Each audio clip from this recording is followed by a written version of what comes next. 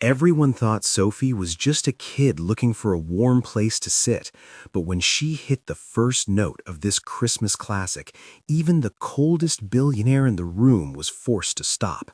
You see, while everyone is crying, a secret is about to be revealed that Lucas Bennett has been hiding for years.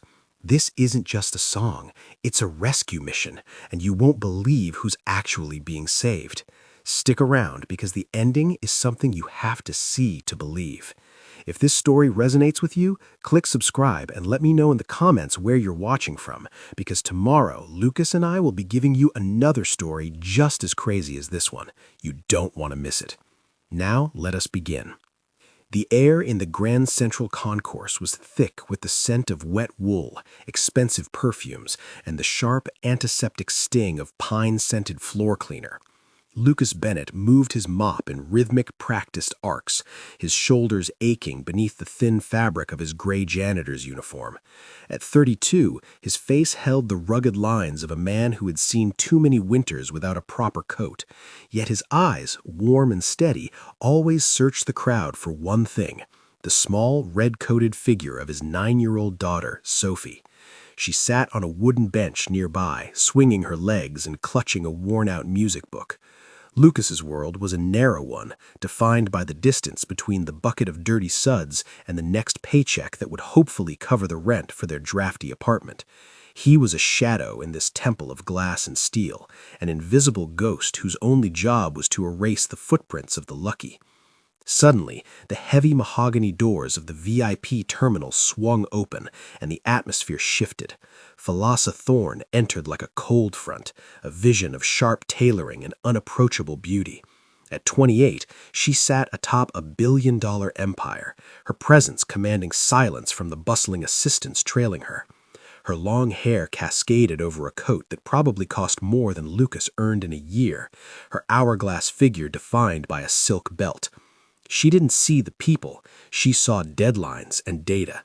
Her heels clicked sharply on the marble Lucas had just polished, a sound of dominance that echoed through the high ceilings. To her, the terminal was just a transit point between boardrooms. To him, it was a battlefield. As she strode toward the center of the hall, her assistant whispered frantically about a delayed private flight. Thalassa's jaw tightened. She stopped just inches from Lucas's yellow caution sign. For a fraction of a second, their worlds collided. Lucas stepped back, pulling his mop out of her path, his rugged face neutral, but his grip tightening on the handle. Thalassa didn't look at him, but she paused, her eyes flickering toward the small girl on the bench. There was a momentary crack in her icy composure, a flicker of recognition or perhaps a memory, before she adjusted her glove and kept walking toward the grand piano sitting in the center of the hall. Neither knew that in 10 minutes the silence would be shattered by a voice that would make them both realize how much they were truly missing. Have you ever felt like a ghost in a world of successful people, waiting for your moment to be seen? Let us know in the comments below. Lucas watched as Sophie slid off the wooden bench. His heart hammered against his ribs, not from the physical labor of the morning, but from a sudden, sharp fear. The terminal had strict rules about loitering, and he couldn't afford a write-up today. But Sophie wasn't loitering. She was walking toward the matte black grand piano where a young man sat, his fingers dancing over the keys in a flurry of jazz. Sophie looked so small against the towering columns of the concourse, her red coat a vibrant splash of color against the sterile white marble. Lucas dropped his mop, the handle clattering softly against the bucket as he moved to intervene, but he was too late. Sophie was already leaning over the piano, her voice small but clear. "Excuse me, can you play All I Want for Christmas?" The pianist looked up, surprised, then smiled and began the iconic jingling intro. Thalassa Thorne, standing just 20 feet away as she waited for her security detail, checked her watch with an impatient sigh. She began to turn away when a sound caught her, a sound so pure it seemed to vibrate the very air in the room. Sophie wasn't just singing, she was unleashing a soul. Her voice, rich with a resonance that defied her 9 years, filled every corner of the vast terminal. "I don't want a lot for Christmas. There is just one thing I need." The bustling travelers, once a blur of gray and black, froze. A businessman dropped his phone. A group of tourists stopped mid-stride. Lucas stood paralyzed, his eyes stinging. He knew she could sing, but he had never heard her like this, singing for the world that usually ignored them both. Thalassa Thorne didn't move. Her phone buzzed in her hand, but she ignored it, her gaze locked on the little girl whose voice was currently dismantling her carefully constructed walls. It wasn't just music, it was a confession of hope in a place where hope was usually sold at a premium. Tears began to well in the eyes of a woman in the front row, then another. The bomb had landed. The invisible janitor's daughter had just forced the most powerful people in the city to feel the weight of their own hearts. The final, soaring note of the song hung in the vaulted ceiling of the terminal like a prayer, before slowly dissolving into a heavy, profound silence. For several heartbeats, no one moved. Then, like a dam breaking, the applause erupted, a thunderous, desperate sound from people who hadn't realized how thirsty they were for something real. Sophie stood by the piano, her cheeks flushed pink, a shy smile touching her lips as she looked toward her father. Lucas felt a lump in his throat so large it was painful to swallow. He wanted to run to her, to scoop her up and hide her from the hungry eyes of the crowd, but his boots felt like they were made of lead. He was just the man with the mop, and she was suddenly a star. Thalassa Thorne was the first to move. She stepped forward, her long, dark hair shimmering under the halogen lights, her hourglass silhouette cutting through the crowd like a diamond through glass. She reached into her designer bag, her movements sharp and efficient, as if trying to reassert control over a heart that had momentarily betrayed her. She pulled out a crisp $100 bill. To her, this was how you honored value. You paid for it. She approached Lucas, ignoring the dampness on her own cheeks. "Your daughter," she said, her voice regaining its businesslike steel, though it trembled slightly at the edges. "She has a rare gift. Take this. Get her something substantial for the holiday." Lucas looked down at the bill, then up at Thalassa. Up close, her beauty was staggering, but her eyes were guarded, almost fearful of the connection she had just felt. The money felt like a slap. It was a reminder that in her world, even a soul-shattering moment had a price tag. He tightened his grip on the mop handle, his knuckles turning white. "She didn't sing for a tip, miss," Lucas said, his voice low and steady, radiating a quiet, resilient dignity. "She sang because she wanted to." He didn't reach for the money. The air between them turned electric, thick with the unsaid. Thalassa's hand hovered in the air, the bill fluttering in the drafty hall. She felt a surge of irrational anger, not at him, but at the fact that her wealth, her greatest weapon, had just been rendered useless by a man who smelled of soap and struggle. The crowd watched, the silence returning, as the billionaire and the janitor stood locked in a silent war of pride.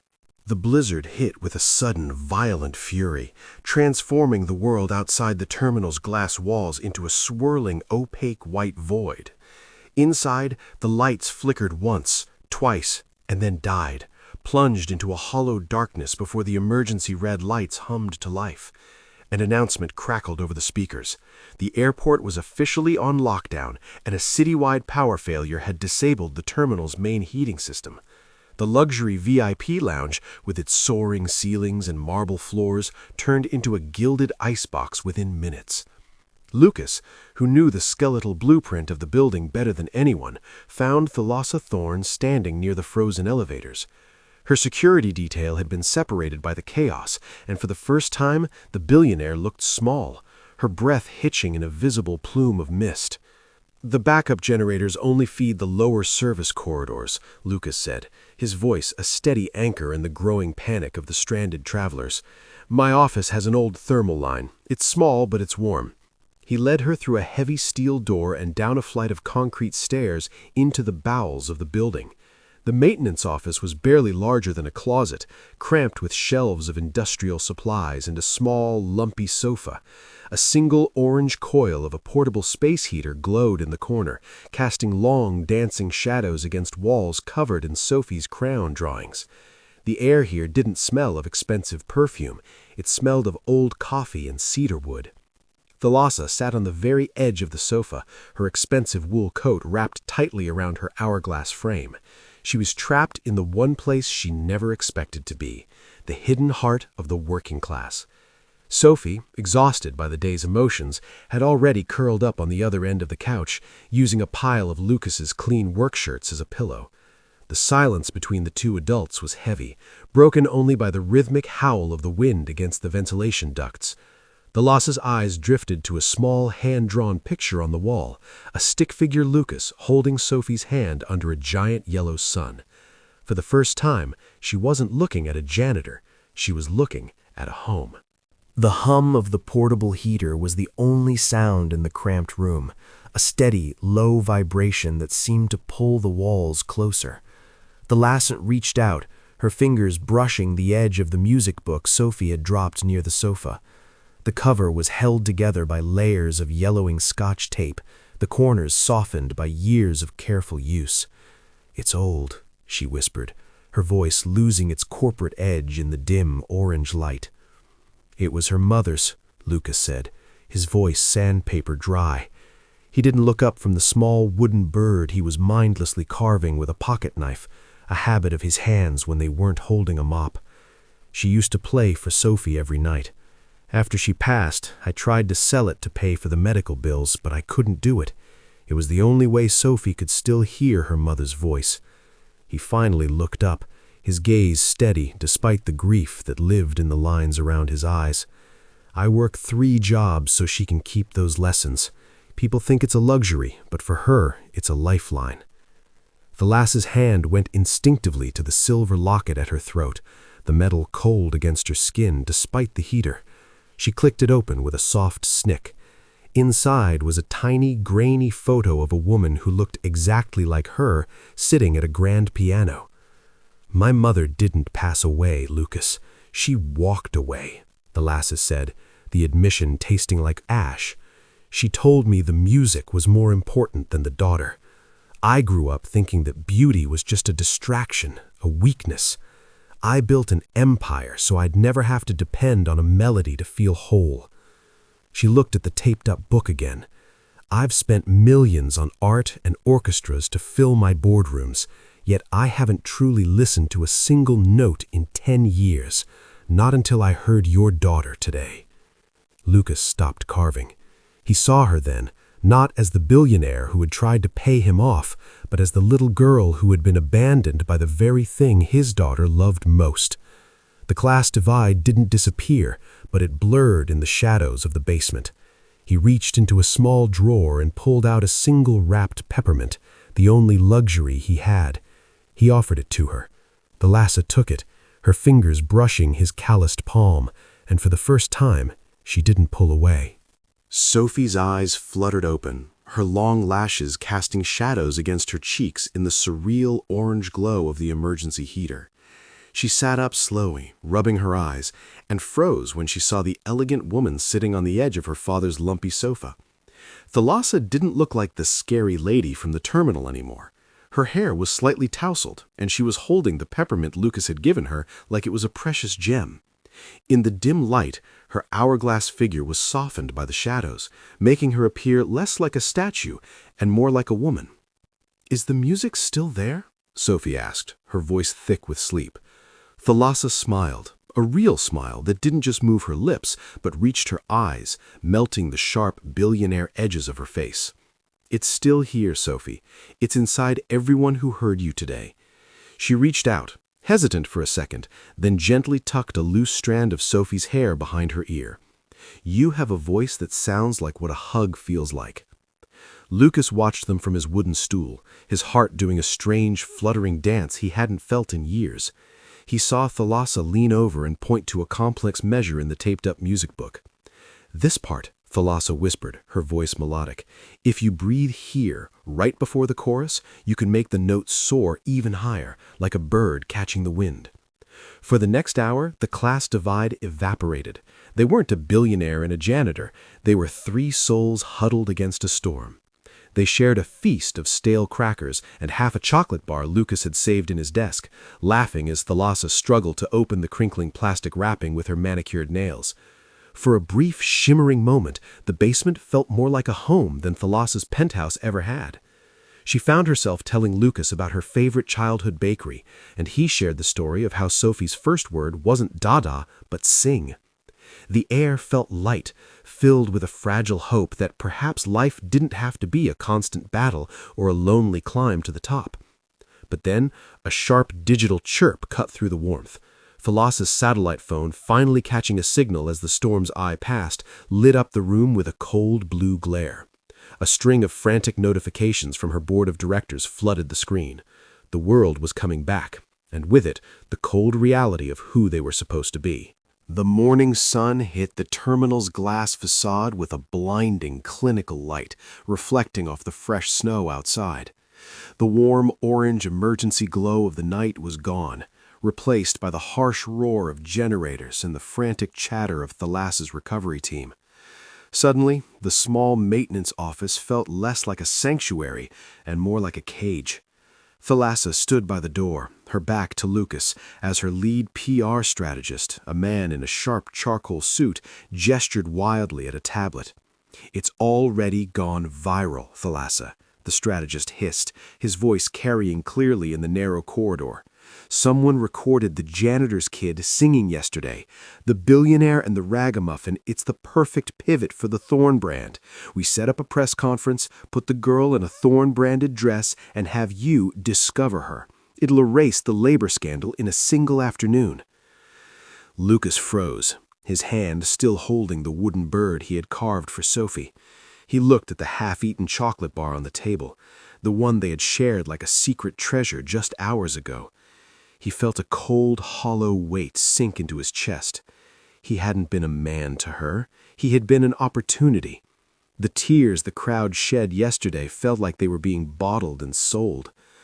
Thalassa didn't immediately argue. She looked at the tablet, her face settling back into the impenetrable mask of a CEO.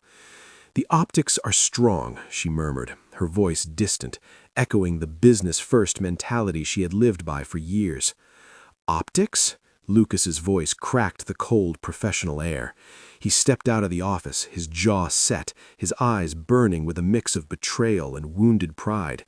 "Is that all we are to you? A PR pivot? I thought—" He looked at her, searching for the woman who had shared a peppermint and talked about her mother, but he only saw the billionaire. "Lucas, wait," Thalassa said, her hand reaching out, but she didn't step toward him. The strategist moved between them, already talking about contracts and non-disclosure agreements. "I don't need your money, and I certainly don't need your discovery," Lucas spat, his heart shattering. He scooped up a sleeping Sophie, her head lolling against his shoulder. "Keep your empire, Miss Thorne. We're going home." He walked past her, his heavy boots echoing like gunshots on the marble, leaving the peppermint, still in its wrapper, on the floor. "If you found out someone was only being kind to you because of what you could do for their reputation, would you ever give them a second chance? Let us know in the comments." The Bennett apartment was a world of shifting shadows, lit only by the rhythmic blue and red flickering of a neon sign from the bodega across the street. Lucas sat at the small, scarred kitchen table, the unfinished wooden bird resting in a pile of cedar shavings that looked like fallen autumn leaves. The silence in the room was deafening. Sophie had gone to bed without singing a single note, her quietness a physical weight against Lucas's chest. He looked at his hands, calloused, stained with the deep gray residue of the terminal's floors, and felt a crushing sense of failure. He had protected her from the PR vultures, but in his rage he had also snatched away the only person who had looked at Sophie's talent and seen a soaring bird instead of a janitor's kid. He picked up the taped music book, realizing his pride was a fortress that was starting to feel more like a prison. Was he keeping Sophie safe, or was he just keeping her small because he was afraid to lose her to a world he couldn't afford? 30 floors above the city, Thalassa Thorne stood in a boardroom that felt like a cold glass tomb. Her team was hovering around a monitor, showing a mocked-up digital poster of Sophie under the Thorne Global logo. "It's a gold mine, Thalassa," the strategist urged, his voice oily with excitement. The janitor's girl is trending in 3 countries. Thalassa looked at the image, then at her own reflection in the window. She saw the ghost of the little girl whose mother had chosen a career over a daughter, and she realized she was about to do the exact same thing to Lucas. The choice wasn't about a marketing pivot. It was about the woman she wanted to be when the lights went out. "Cancel it," she said, her voice a low, dangerous hum that cut through the strategist's chatter. "But the contracts are drafted." "I said cancel it. All of it." Thalassa grabbed her keys, leaving her assistants in a state of shock. She didn't call for the limo. She took her own car, navigating the slush-filled, narrow streets of a neighborhood her GPS barely recognized. She found the building, a crumbling brick edifice that smelled of winter, wood smoke, and old dreams. She stood before the scarred wooden door of apartment 4B, her heart hammering against her ribs like a trapped bird. She could walk away and keep her empire's image intact, or she could knock and risk being rejected by a man who had nothing but his dignity. She reached out, her fingers trembling, and gave a soft, rhythmic tap against the wood, the exact, slow tempo of the song Sophie had sung in the terminal. Lucas pulled the door open, his heart stopping at the sight of Thalassa Thorne standing in the dim, flickering light of the hallway. Her expensive coat was dusted with snow, and her cheeks were flushed a deep human pink from the cold. She didn't look like a billionaire. She looked like a woman who had finally found her way home. Before Lucas could speak, she held up a small, unbranded envelope, not a contract, but a simple card. "I'm not here as the CEO of Thorne Global, Lucas," she said, her voice soft and trembling with an emotion that finally reached her eyes. "I'm here as the girl who forgot to hear the music. I was wrong about the optics. The only thing that mattered yesterday wasn't the crowd's reaction, but the way you looked at her." She stepped inside, the heat of the small apartment wrapping around them. Lucas saw that she wasn't carrying a briefcase, but a bag of groceries, the kind of simple, hearty food he usually struggled to afford. "I want to help Sophie," Thalassa whispered, looking at him with an intensity that made the room feel small. "But not for a brand, for her. I've established an anonymous scholarship in her mother's name. No press, no pivots, just a girl and her voice." Lucas felt the last of his defensive walls crumble. He saw the vulnerability in her gaze, the silent plea for a second chance that money could never buy. He reached out, his calloused hand gently taking hers, and this time the touch felt like a bridge instead of a barrier. From the hallway, a soft, familiar melody began to drift. Sophie was standing there, her red coat replaced by a warm pajama set, humming the very same Christmas song that had brought the terminal to tears the day before. "All I want for Christmas," she sang, her voice a gentle melodic anchor in the quiet room. Thalassa looked at Lucas, a single joyful tear tracing a path down her cheek, and joined in, her voice harmonizing perfectly with the little girl's. That Christmas morning, the janitor's apartment wasn't a place of struggle. It was a sanctuary of love at last. Thalassa stayed, sitting on the lumpy sofa as they shared a meal that felt like a victory. The billionaire had finally done the one thing no one expected. She had chosen a life over a legacy. As the snow continued to fall outside, Lucas watched the 2 most important women in his life, realizing that sometimes the greatest gift isn't what you find under the tree, but the person who helps you find the music again. Sometimes the best endings aren't about money, but about finding a family in the most unexpected places. Do you believe everyone deserves a second chance at love? Share your thoughts below. Thank you for watching another story of Lucas Bennett to the end. If you enjoyed this story, you will surely love the next one. It's as wild and more intriguing as you can ever imagine. So like the video and subscribe for more, because Lucas and I will be waiting for you tomorrow.